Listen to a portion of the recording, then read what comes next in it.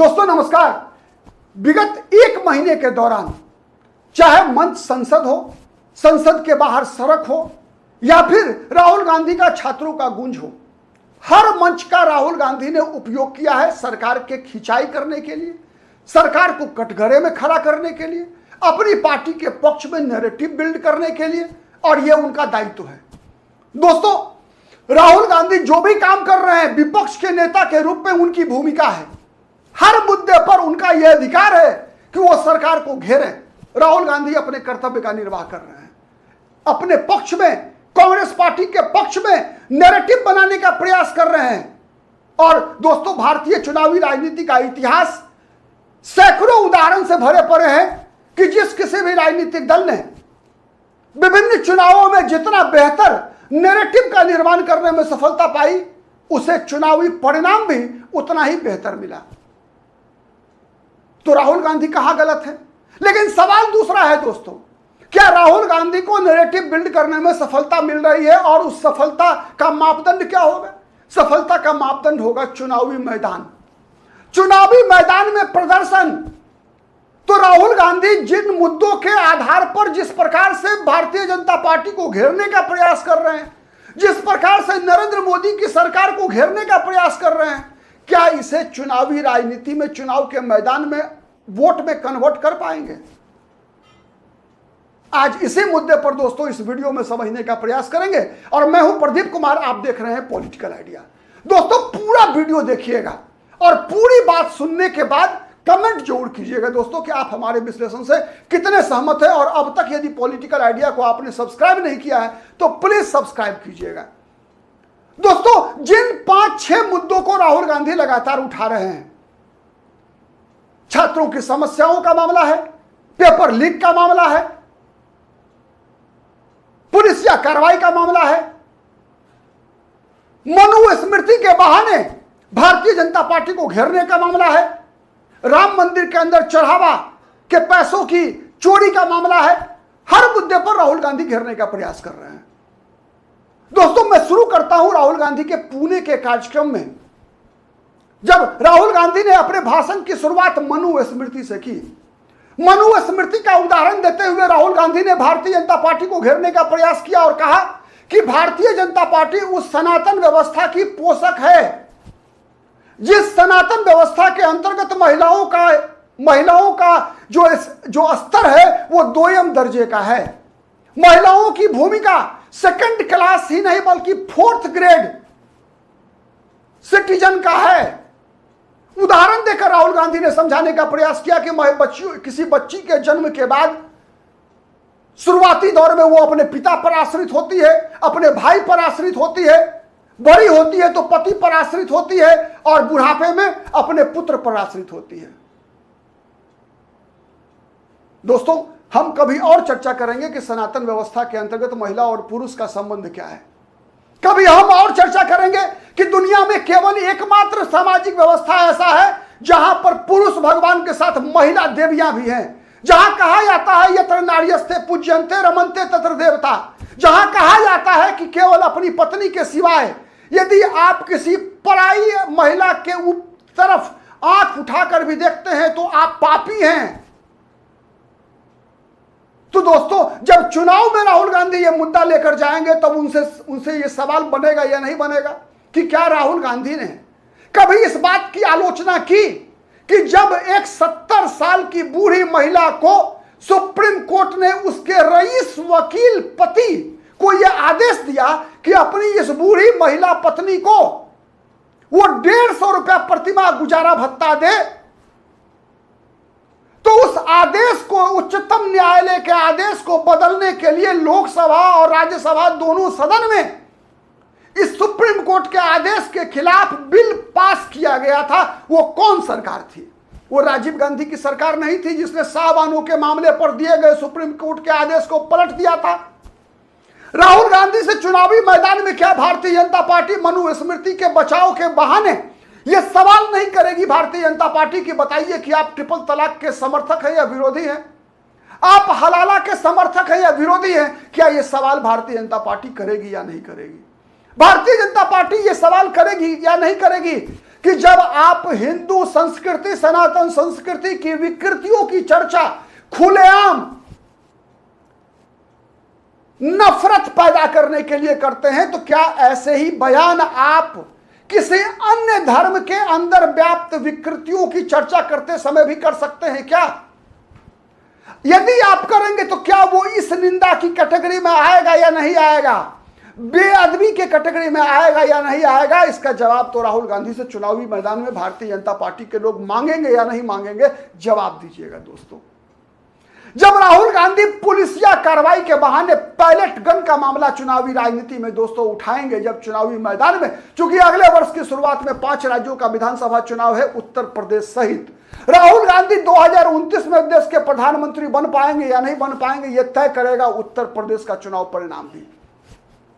और उत्तर प्रदेश में योगी आदित्यनाथ मुख्यमंत्री हैं। सवाल राहुल गांधी से होगा या नहीं होगा कि हाउ डेयर यू, आपकी हिम्मत कैसे हुई कि राम जन्मभूमि पर स्थित मंदिर के चढ़ावा के पैसों के चोरी के संबंध में आपको सवाल करने का अधिकार कैसे है? यह जवाब तो भारतीय जनता पार्टी को देना पड़ेगा कि वो चढ़ावा के पैसों की चोरी क्यों हुई, लेकिन वो जवाब मांगने का अधिकार क्या कांग्रेस पार्टी को है? उस पार्टी को है जो पार्टी राम जन्मभूमि पर मंदिर निर्माण की घोर विरोधी रही है। तो फिर चुनाव पर इसका क्या असर पड़ेगा? इस नैरेटिव बिल्डिंग का क्या असर पड़ेगा?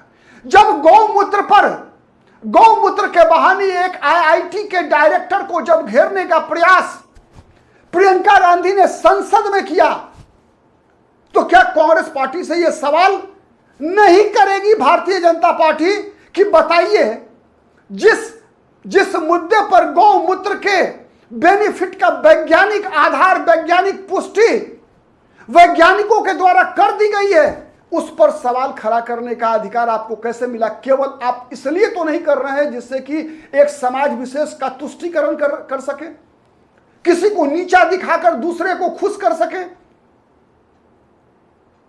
वंदे मातरम के मुद्दे पर जिस प्रकार से कांग्रेस कार्य समिति ने प्रस्ताव पास किया 1937 के कांग्रेस अधिवेशन का उदाहरण देते हुए कि 1937 में जवाहरलाल नेहरू की अध्यक्षता वाली कांग्रेस पार्टी ने वंदे मातरम के केवल 2 छंदों को गाने का प्रस्ताव पास किया था, तो क्या राहुल गांधी से, कांग्रेस पार्टी से भारतीय जनता पार्टी के लोग चुनावी मैदान में यह सवाल नहीं करेंगे कि जब मुस्लिम समाज के लोग कांग्रेस पार्टी के राष्ट्रीय अध्यक्ष हुआ करते थे तब वंदे मातरम पूरा गाया जाता था? और क्या कारण था कि जब पंडित जवाहरलाल नेहरू कांग्रेस के राष्ट्रीय अध्यक्ष बने तो वंदे मातरम का केवल 2 छंद गाया जाने लगा और उसके पक्ष में प्रस्ताव पारित किया गया? इस सवाल का जवाब तो भारतीय जनता पार्टी के लोग मांगेंगे ना कि 1910 से लेकर 1930 के बीच कांग्रेस पार्टी के कई राष्ट्रीय अध्यक्ष मुस्लिम समाज के रहे, लेकिन उनके अध्यक्षता काल के दौरान भी वंदे मातरम पूरा गाया जाता रहा कांग्रेस के अधिवेशनों में। लेकिन जब पंडित जवाहरलाल नेहरू कांग्रेस के राष्ट्रीय अध्यक्ष थे तो फिर इसके केवल 2 छंदों के गाने पर ही सहमति क्यों बनाई गई? क्या वो इसलिए नहीं बनाई गई कि मुस्लिम लीग अड़ी थी और मुस्लिम लीग इसलिए अड़ी थी और कांग्रेस इसलिए सहमत हुई, चाहे वो महात्मा गांधी हो, सरदार पटेल हो, केवल देश का विभाजन रोकने के लिए सहमत हुआ था लोग? तो जब देश का विभाजन हो गया तो फिर वो सहमति का आधार कहां बचा?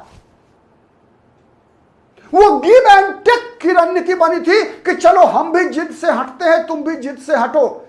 विभाजन टालने के लिए चाहे वो डॉक्टर राजेंद्र प्रसाद हो, चाहे वो सरदार पटेल जैसे नेता हो, चाहे सुभाष चंद्र बोस जैसे नेता हो, ने अपनी सहमति दी थी कि जिससे देश के विभाजन को टाला जा सके। लेकिन जब देश का विभाजन नहीं टला तब फिर वो प्रस्ताव एग्जिस्ट क्यों करता है?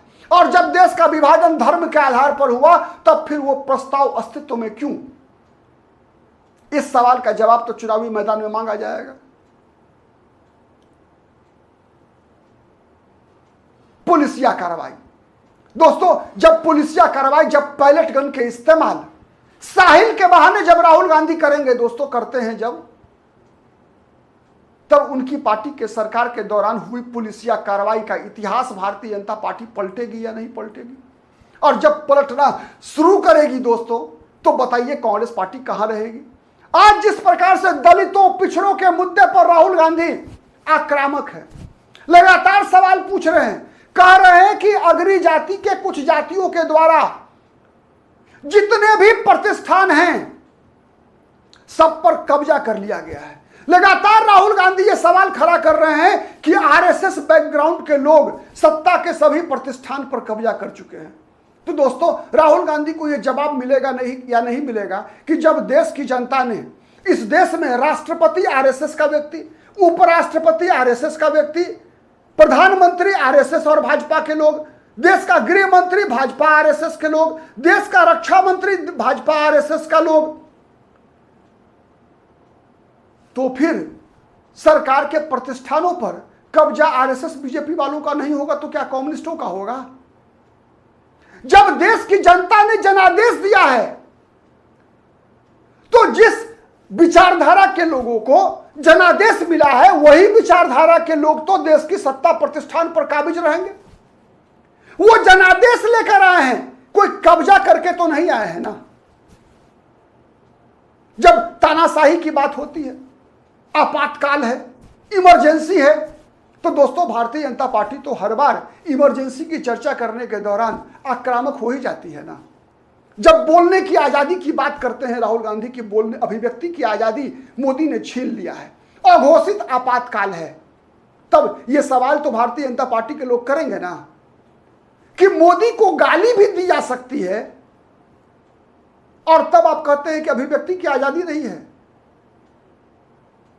क्या वो गाली देने की ताकत, सरकार का विरोध करने की ताकत 1975 से 77 के दौरान जब देश पर इंदिरा गांधी की सरकार ने आपातकाल थोपा था, उन दिनों था?